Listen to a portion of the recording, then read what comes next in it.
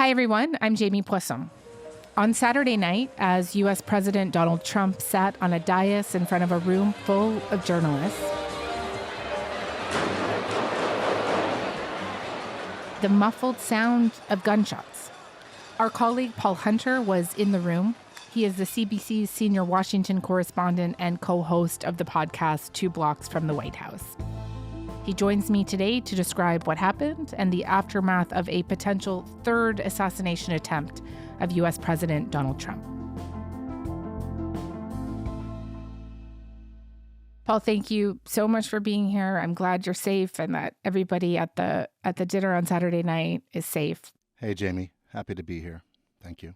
I'm going to timestamp this conversation. We're talking on Sunday afternoon. You were, of course, as we've said, at the White House Correspondents' Dinner last night. This is a pretty iconic event, a gathering of the White House press corps, various celebrities, and last night, members of the Trump administration, including the U.S. president himself. And just, can you describe to me the moment that you realized something had gone seriously wrong here?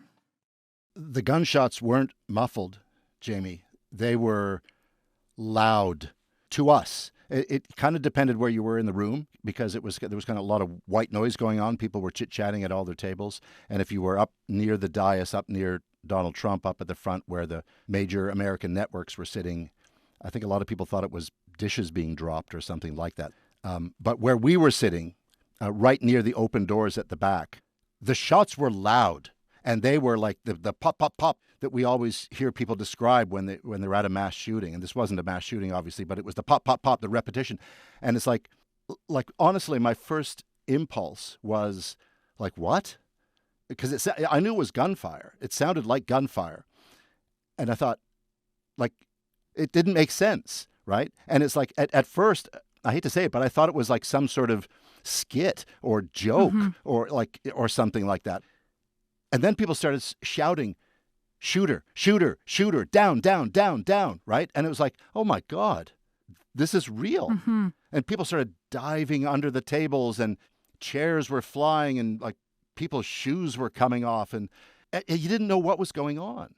And that's what was so scary about it. And I'm like, we were like right by the door, right? And so I was hiding behind this big concrete column that was there. I was there with some friends from Radio Canada, and they got themselves under the table. Wow. It was surreal. And again, you're in the most, if you'd asked me last night, where are you, Paul? I would have said, I'm in the most secure room, perhaps on the planet at this point, given the attendees, given Donald Trump was there, given Marco Rubio, Secretary of State, given RFK Jr., Scott Bessent, Kash Patel, they were all there. The Vice President, Melania, is like, you are in no safer place on the planet. And I think that's part of what led the first impression to being this can't be real. But it was. Totally surreal. I mean, I didn't realize that you were so close to where the shots actually rang out. That must have been incredibly scary. Tell me a little bit about what was happening at the front of the room where Trump was seated after the shots rang out. When they rang out, I think the room collectively, not the Secret Service, but the room, had this same feeling that I had. Like, what? Right? Secret Service jumped into action. You know, I went down as low as I could as well, hiding behind that column. By the time, I don't know how long it was, a few seconds or a minute, whatever, when I looked up at the dais, empty. They were gone. They pulled Vance away. They pulled Trump away. They pulled Melania Trump away. Empty. And by the way, what I'm thinking is, and the Secret Service would have thought the same thing, what's going to happen next, right? Like, if that one person got that close to the room, are there others, right? Is there somebody in the room who somehow got a gun in here? That's all I'm thinking on the ground. Is this the point where a whole bunch of people come in with AR-15s and start spraying the crowd? Yeah. Am I safe enough? Are my friends safe enough? Am I going to die? Wow. Is somebody going to get shot? You don't know. So when I looked up and I saw the dais and it was empty, then I saw Secret Service coming in from all corners of this room. It was like a platoon of, and I'm thinking, How many are there? Like, it was just one after the, like, going after those cabinet secretaries at the front who were, as we came to understand it, they themselves were pushed down under the tables at the same time. And then what they wanted to do was bring them out, get them out of this room and into safety, right? And so because of where we were sitting, a lot of them were marched by where we, by then, were standing. There goes Kash Patel. There goes another. There goes another. It's sort of being pushed by their security guards with their arms around them. I hate to say it, Jamie, but it's sort of true. It's just like in the movies. We've seen movies like this countless times of incidents like that, and it's exactly how it played out. From the pop, pop, pop to the mayhem in the room and things flying everywhere, to the president being whisked out, to the Secret Service coming in and taking everybody else out. That added to the surreality of it because we've seen it in the movies so many times, and yet here it was in action. It was nuts. Paul, at what point do you kind of exhale a little bit? Like, at what point do you kind of realize that the situation might be under control and that, something else isn't coming and that finally you're probably safe? To me, so we're then in lockdown, right? And I mean, I'm getting shivers just talking about this, Jamie. Because I sort of don't know if I've exhaled yet, but we're in lockdown for a good long time, not really knowing what was even going on outside. You couldn't call at my cell phone. I could not get a call out. I finally called CBC News Network via WhatsApp to get on the air and try to describe what I was seeing. But you had very little idea of what was on the outside of those doors. We're stuck in there for an hour. Your adrenaline is racing, right? You're trying to make sense of what you've just experienced. And finally, and again, I have no idea what time it was, Jamie, but finally they opened the doors and we got out. And so I took the elevator. At this point, my phone is dead. Like, battery is gone. And we go up the escalator and I'm going out. I live about a 20-minute walk away. So I get out of the hotel and all you see is this wall of police cars and ambulances and red and blue and white lights flashing. And maybe it was then. I don't know. It's like, I'm out. Everything seems secure, and I'm just going to walk home. Mm-hmm. But to really honestly answer the question, Jamie, I'm not sure that I have exhaled yet. Yeah. I mean, this is such a harrowing story you've just told. What was the security like as you were going into the building? Well, that's a good question. There was lots. It was starting to rain when I went. So although I could have walked up to the Hilton, I jumped in a taxi, and then the taxi ran into security perimeters, like a couple of blocks away. So I was like, of course. So, okay, I'm going to walk the last couple of blocks. That's security perimeter number one. By the time you got to the edge of the block on which the Hilton is, you had to show your tickets. You weren't being patted down. There was no wanding, but you're not getting any further unless you show your tickets. Fine, here it is. Boom, go. Climb up the hill a little bit and you get to the perimeter of the property, show tickets again. Get to the door, show tickets. Nobody's getting past unless you have tickets, right? Get to the escalator, going to the ballroom, tickets. It's then when you're entering the ballroom that they had the magnometers. Do you see security everywhere? 100%. I started taking pictures of them. I mean, the whole fun of these things is to go and just take pictures of all the crazy stuff going on at these events normally, right?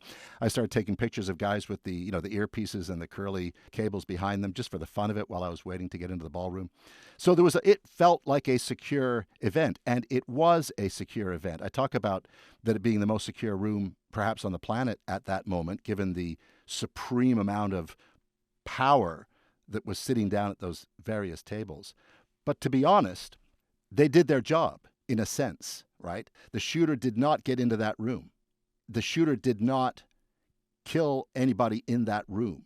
How the shooter got to that point is another matter, right? And we're learning that the suspect had checked into the hotel. And if you read his manifesto, he was quite amazed by the fact that nobody bothered to check him as he checked in. And it surprised him, So how did that guy get to that point is the question.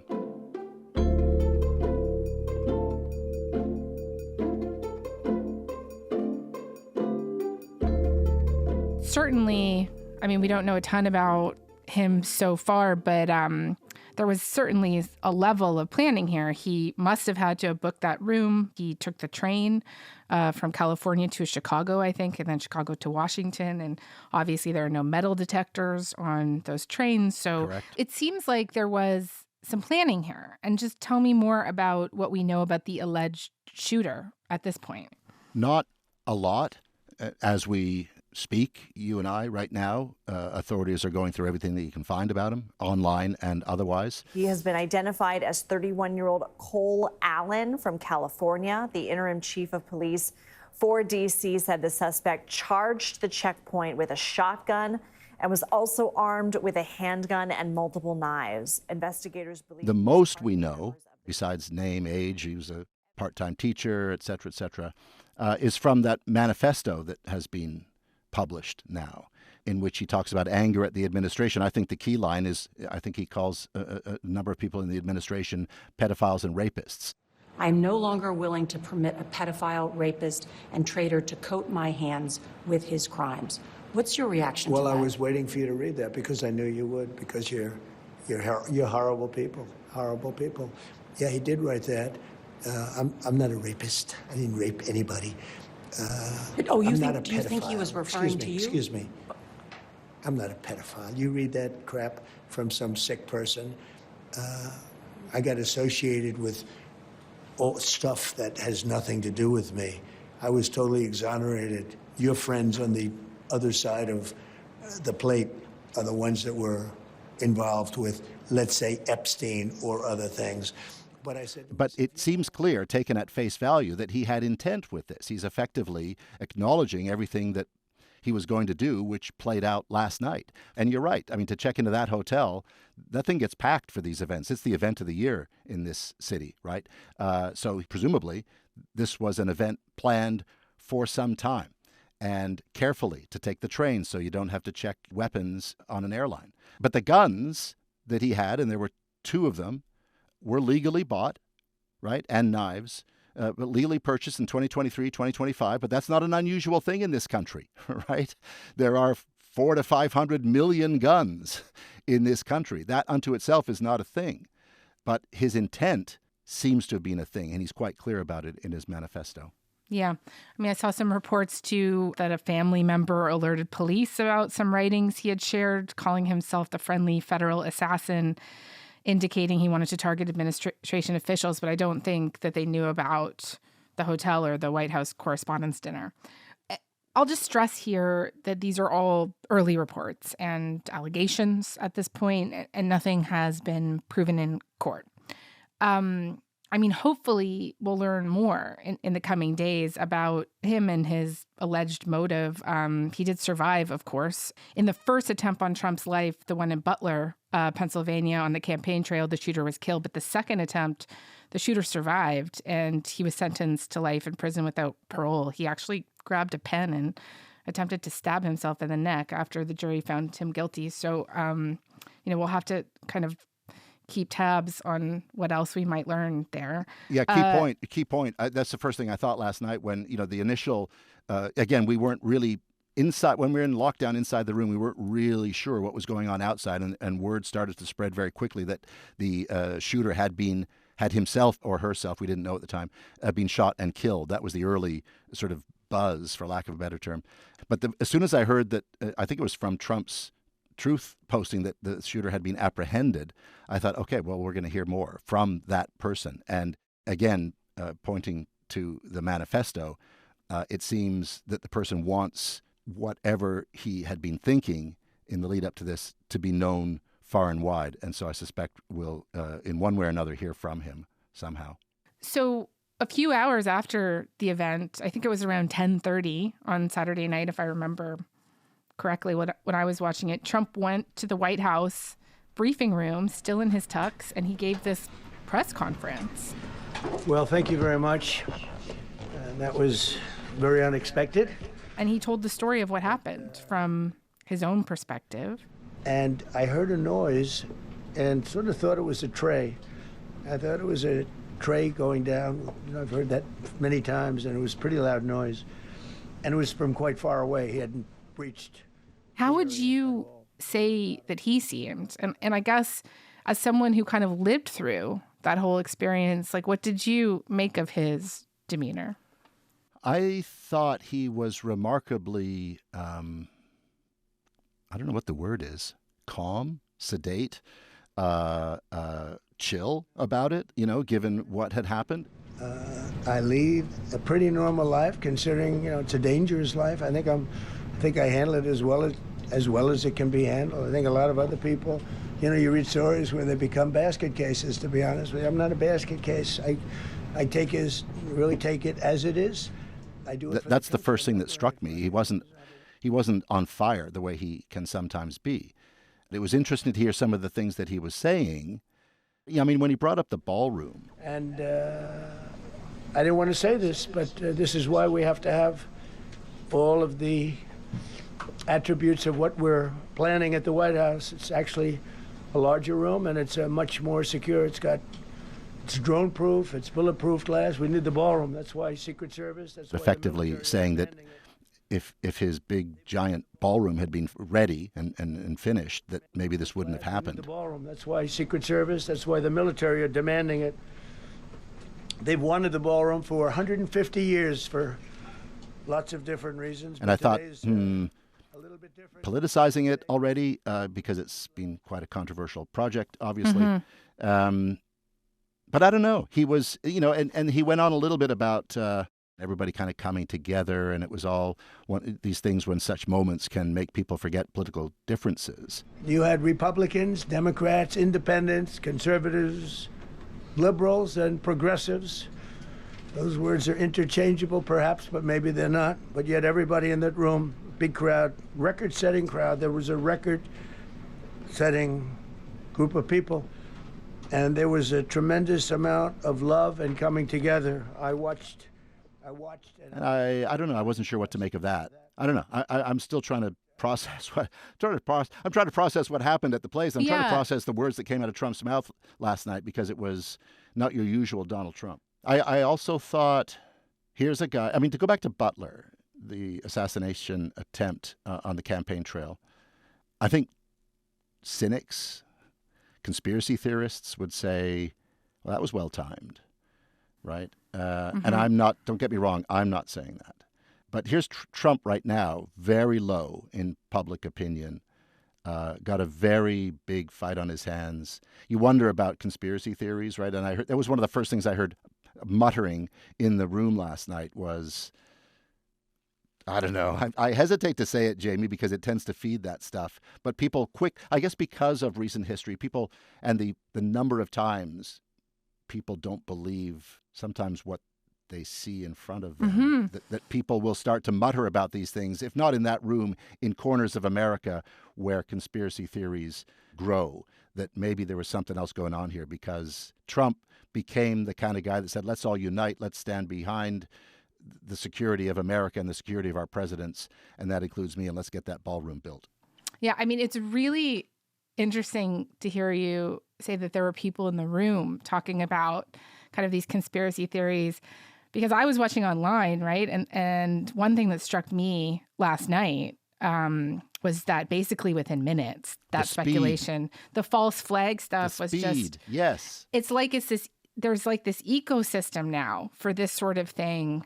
After, these other attempts on Trump's life and the other instances of political violence that we've seen in America, it's like this well-oiled machine at this point, the false flag factory, Exactly. I mean, if you take the divided country that this is, add divisive politics to that, multiply that by the seemingly endless number of online platforms through which conspiracy theories can grow and move, and then multiply that by the many millions and millions of Americans who we sometimes lump together as MAGA, but I think it's fairer to say the many, many millions of Americans who are frustrated and dissatisfied and angry about their lot in life.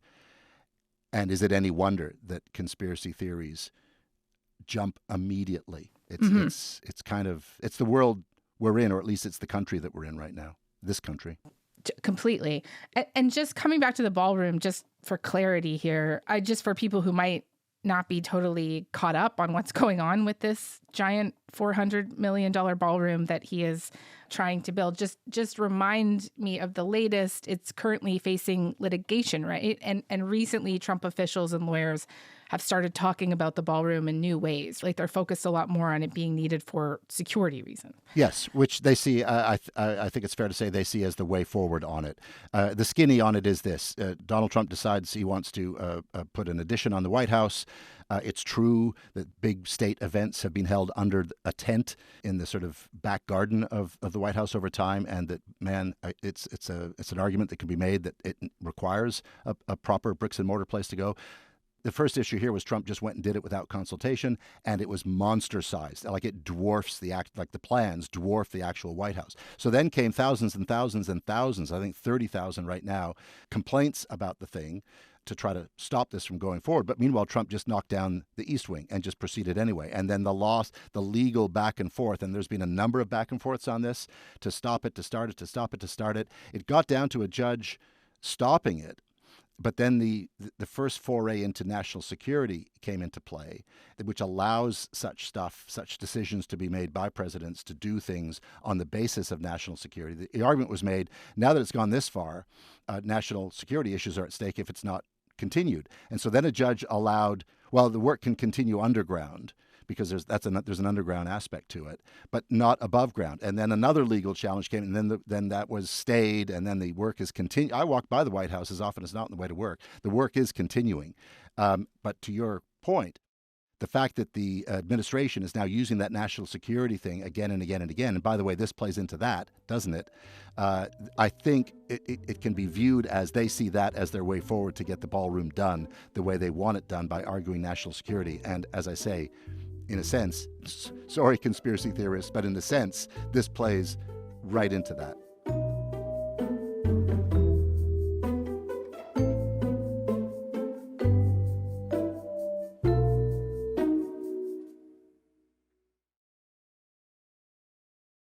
You know, as we've talked about, this is not the first potential attempt on Trump's life. And just how are we to kind of wrap our heads around this idea that it looks like someone might have tried to kill this president for the third time now? Like, I do not think that there is a historical precedent for this. Well, but isn't there? On the specifics, yes, you're right. But Trump himself, he came out and he talked about how dangerous the gig is, right? You go by the numbers, the number of assassination attempts on U.S. presidents divided by the number of presidents, and the ratio is pretty high, right? And Trump, in his briefing last night, compared it to race drivers and bull riders, right? It's a dangerous profession. You know, I tell the story, race car drivers, I think it's very dangerous. So if you take 1% and then take about 10% of 1%, just to break it down very easily, they die. So much less than 1%, 10% of 1%. I think bull riding is very dangerous. If you take about the same 10% of 1%, much less than 1%, but if you take presidents, it's 5.8%, and about 8% are shot at. So nobody told me this was such a dangerous profession.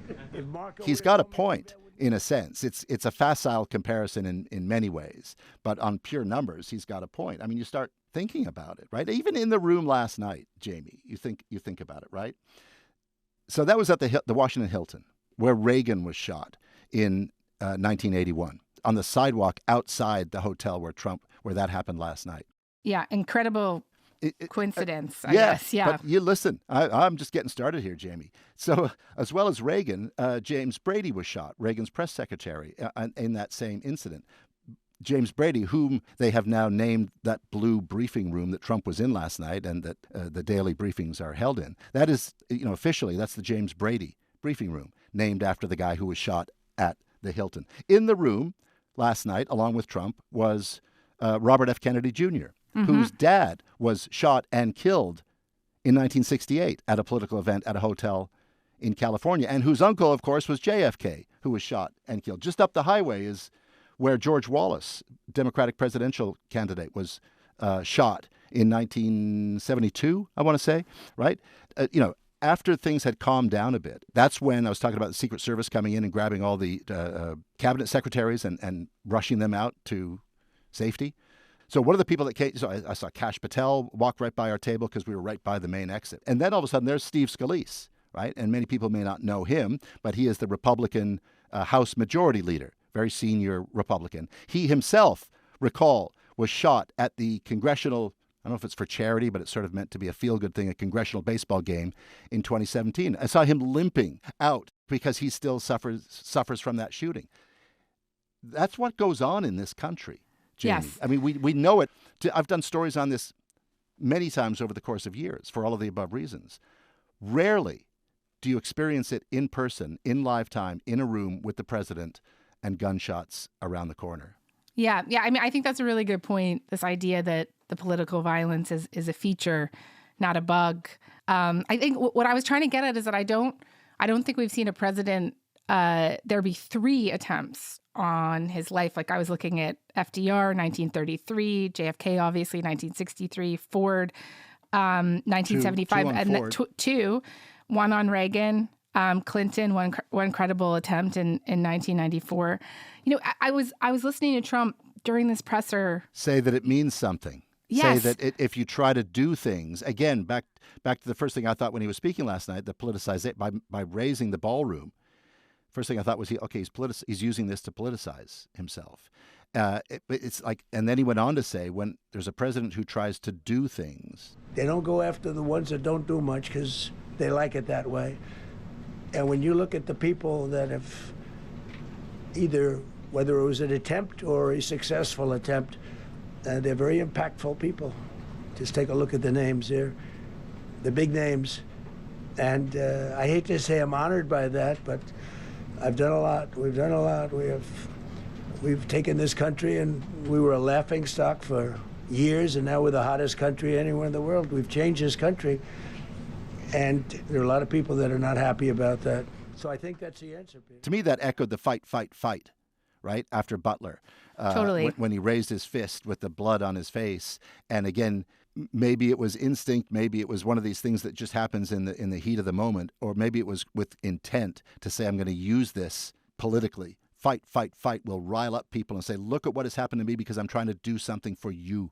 I'm trying to help you. And yet the machine, the swamp, the other side, however you want to frame it, are out to get us. And that came out in his briefing last night as well, because it's the 3rd time.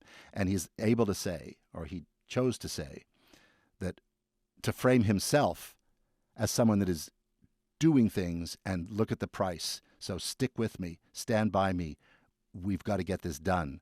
You can almost hear him saying. It's almost like a badge of honor, right? Like he doesn't see it as a symptom of a society that is deeply polarized with this hatred directed towards power, whipped up by social media. I mean, I just thought it was a really interesting moment to listen to him that he say took that. Which he took full advantage of. And by the way, not surprising. It's really, not surprising. But, he is. Say what you will about Donald Trump. He's a politician who knows how to do those things, and he knows that they are effective, and he knows that people will be moved and will line up behind him when those words are spoken and effectively say, damn right, I'm with you.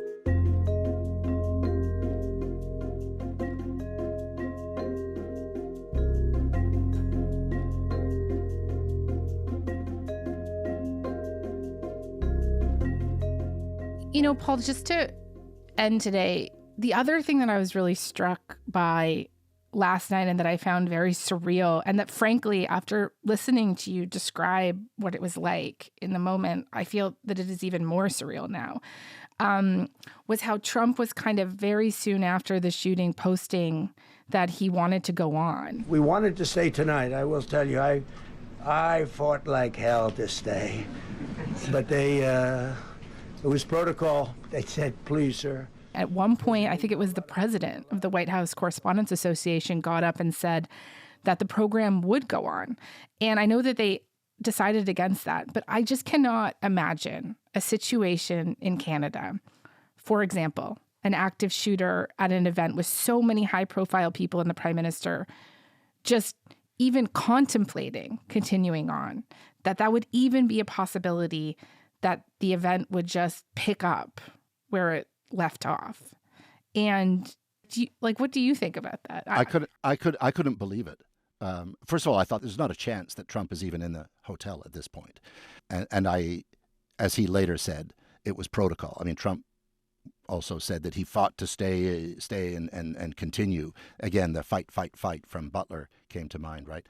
But that it was protocol and that he had to be whisked away. Of course, that's the case. But I'll tell you, when that was announced and we didn't, really? Are you kidding? The show is going to continue? In the corner of the ballroom began chants, USA, USA. Really? USA. And I thought, and then it in fairness, it faded. It didn't pick up. But I thought, really? The show must go on? Is this a I didn't know what to make of that. And in fairness, a lot of people were looking at each other and saying, really? I can imagine. I mean, now they're saying it'll be in 30 days' time. And I'll come to the Canada thing in a second, Jamie. But so now they're saying it'll be restarted in 30 days' time. Going into this event last night, the reason it was so interesting or expected to be interesting was because of what Trump would say, right? He had boycotted these things before. The relationship between Trump and the news media is extremely fraught. There was some people who boycotted it for that reason because of the notion of normalizing Trump with such an event. But the newsiness of it was, well, what's he going to say? How hard will he go? And Trump hinted at that at the briefing afterwards. He said, I'm not going to be able to, next time I won't be able to go as hard as I was planning to go. I was all set to really rip it. And I said to my people, this would be the most inappropriate speech ever made if I said, so I'll have to save it. I don't know if I could ever be as rough as I was going to be tonight. I think I'm going to be probably very nice. I'll be very boring the next time, but we're going to have a That's great what event. we expected. So I imagine in 30 days' time, I guess I don't imagine, I'm wondering what his tone will be then. Can you imagine the number of eyeballs on that speech when this comes back? To your question on Canada, not a chance. I mean, I quite honestly can't imagine anything of what we've just talked about happening in Canada at all. I guess because it's such an unreal circumstance to think could happen at a parliamentary press gallery dinner. There were so many things last night, Jamie, about which my jaw fell to the floor, including when I literally was on the floor, that I don't know what to make of. And I sit here having not exhaled yet and not knowing what to make of that initial attempt to restart the dinner. It was, I don't know what the word is, unusual. Yeah. Paul, I hope you don't mind me asking you this. I feel like I've spoken to you many times over the years, and you have such a long and storied career reporting from war zones. I think the last time we spoke, you were in Haiti under quite dangerous circumstances. And I know you sound rattled. I'm not sure would even be the right word, but certainly like this has really affected you. Yeah, I don't know how to describe it, Jamie. I mean, yes, Haiti, there was gunfire and gangs. In Gaza, I watched a building next to the one I was in get struck by a missile and blow up. I've had a tank turret pointed at me. I've watched the vehicle in front of mine in Afghanistan hit an IED that we were headed toward. But this feels different. It's I think because it was in Washington, D.C., in a room with the president, like 5 or 6 blocks from where I live, in a place where this, despite the proliferation of violence and guns in America, it's not supposed to happen here. Mm-hmm. But it did. Mm-hmm. And I'm kind of freaked out by it, to be honest, because it as much as it's become normalized, it made it completely non-normal at the same time. As I speak to you, my hands are sweaty, Jamie, because I'm sort of back in the moment for a second. And every time I hear on TV the gunshots being replayed from last night, it kind of freaks me out. And my hair stands on end again, because it's like, what? It's not, no. Despite everything that's been going on around the planet and in this country for so long, It's not supposed to happen here. And I'm not supposed to be in the room when it happens. None of us were. And yet it did. And I suppose this will fade over the course of time. But right now, I don't know if, not to get all psychoanalytical about it, but I don't know if I processed it because it was so close. It was so close. It was right there in front of us. We were part of it collectively. And in Washington, D.C., with the president, I don't know. It's a tough one. Paul, I want to thank you so much for this. And I hope you get some time to kind of decompress in the next couple of days, a little bit at least. I'm really glad that you and the rest of our colleagues at Radio Canada are okay and that everybody's okay. I'm really sorry you had to go through this. Thank you, Jamie. Thank you.